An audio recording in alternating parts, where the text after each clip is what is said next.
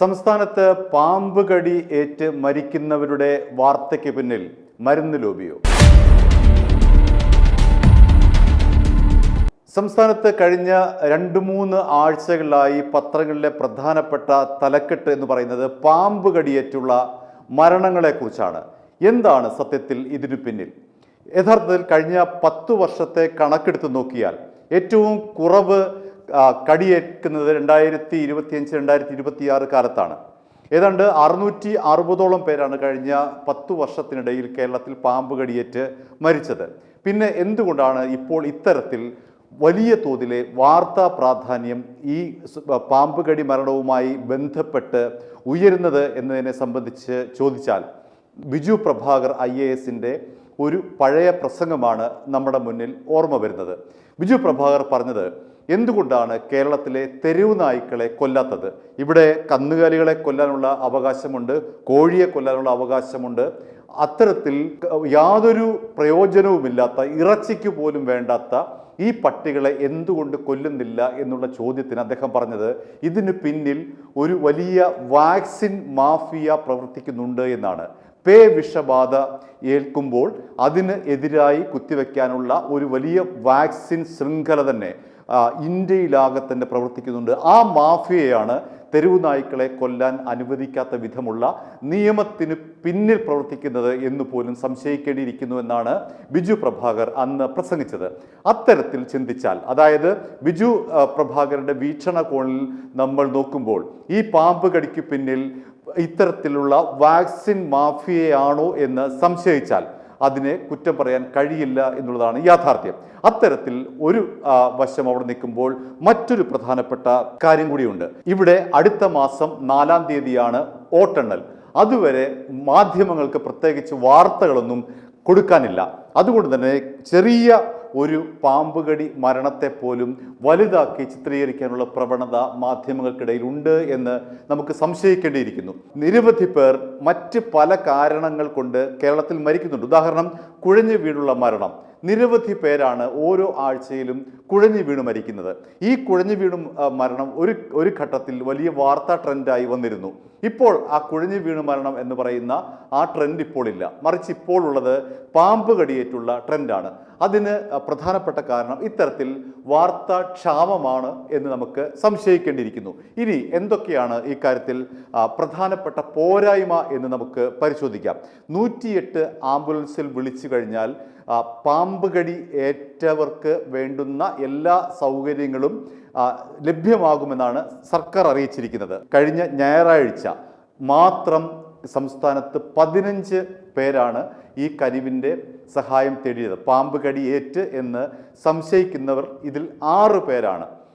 ഏതെങ്കിലും ഒരു പ്രാണി കുത്തിയാൽ പോലും അത് പാമ്പ് കടിയാണോ എന്ന തരത്തിലേക്കുള്ളൊരു ഭീതി വിതയ്ക്കാൻ മാധ്യമങ്ങൾക്ക് കഴിഞ്ഞു എന്നുള്ളതാണ് ഇതിൻ്റെ യാഥാർത്ഥ്യം. കേരളത്തിൽ കഴിഞ്ഞ ഒരാഴ്ചക്കിടെ മാത്രം 8 പേരാണ് മരിച്ചത്. സർക്കാർ പറയുന്നത് എല്ലാ താലൂക്ക് ആശുപത്രികളിലും ആൻറ്റി വെനം അടക്കമുള്ള എല്ലാ സംവിധാനങ്ങളും ഒരുക്കിയിട്ടുണ്ട് എന്നുള്ളതാണ്. എന്നാൽ ഇതിൻ്റെ യാഥാർത്ഥ്യം മറ്റൊന്നാണ്.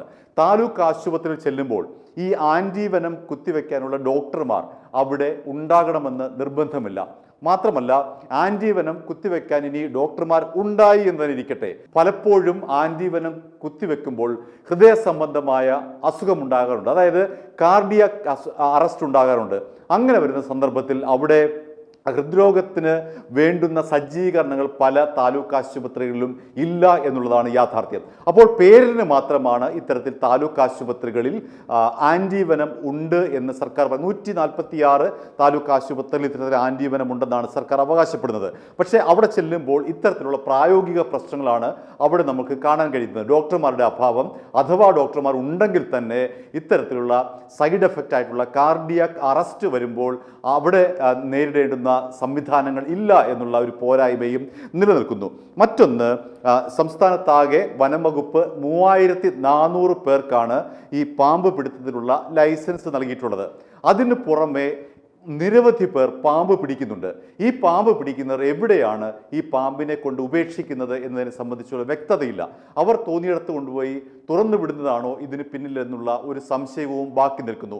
ഈ 3400 പേർ കൃത്യമായി വനം വകുപ്പിന്റെ പ്രോട്ടോകോൾ അനുസരിച്ചാണ് പാമ്പുകളെ ഉൾവനങ്ങളിലേക്ക് കൊണ്ടുവിടുന്നത്. എന്നാൽ ഈ ലൈസൻസ് ഇല്ലാത്തവർ, സ്വമേധയാ വന്ന് പാമ്പ് പിടിക്കുന്നവർ ഇത്തരത്തിൽ പാമ്പ് പിടിച്ചിട്ട് അതിന് ഈ നഗരങ്ങളിലടക്കം കൊണ്ടുവിടുന്നുണ്ടോ എന്നുള്ള ഒരു സംശയവും ബാക്കി നിൽക്കുകയാണ്. അത്തരത്തിൽ അന്വേഷണം വ്യാപിക്കേണ്ടതുണ്ട്. മറ്റൊരു പ്രത്യേകത കാലാവസ്ഥയുമായി ബന്ധപ്പെട്ടാണ് ഇപ്പോൾ ഉയരുന്ന ഒരു സംശയം. ചൂട് കൂടുതലാണ്, അതുകൊണ്ട് പാമ്പുകൾ അവരുടെ ആവാസ വ്യവസ്ഥയിൽ നിന്നും തണുപ്പ് തേറി പുറത്തേക്ക് വരുന്ന ഒരു ഘട്ടമാണിത് എന്നുള്ള തരത്തിലുള്ള ഒരു വാർത്ത പ്രചരിക്കുന്നുണ്ട്. എന്നാൽ എല്ലാ വർഷവും ഇത്തരത്തിൽ ചൂട് കൂടുന്നുണ്ട്.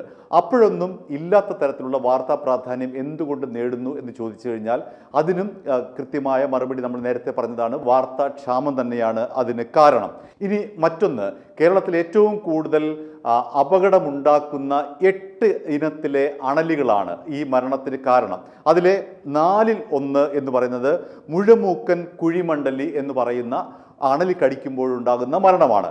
ഇത്തരത്തിലെ ഈ 8 അണലികൾക്ക് വേണ്ടുന്ന ആന്റി വെനം ഇവിടെ ഉണ്ടാക്കുന്നില്ല എന്നുള്ളതാണ് യാഥാർത്ഥ്യം. ചെന്നൈയിൽ നിന്നാണ് വരുന്നത്.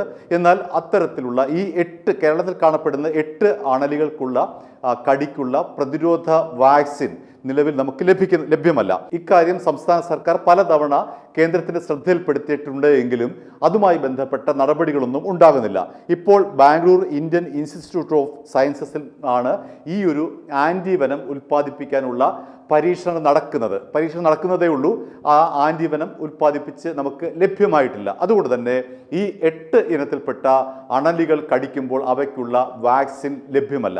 അതുകൊണ്ട് തന്നെ മറ്റുള്ള ആന്റി വെനം വാക്സിൻ ലോബി ഇതിന് പിന്നിൽ പ്രവർത്തിക്കുന്നുണ്ടോ എന്നതിനെ സംബന്ധിച്ച് ആരെങ്കിലും സംശയിച്ചാൽ അവരെ കുറ്റപ്പെടുത്താൻ കഴിയില്ല എന്നുള്ളതാണ് യാഥാർത്ഥ്യം. i2i News, an eye for truth. i2i News subscribe ചെയ്തിട്ടില്ലാത്തവർ ഇപ്പോൾ തന്നെ സബ്സ്ക്രൈബ് ചെയ്യുക. നോട്ടിഫിക്കേഷൻ ലഭിക്കുവാൻ ബെൽ ബട്ടണും അമർത്തുക.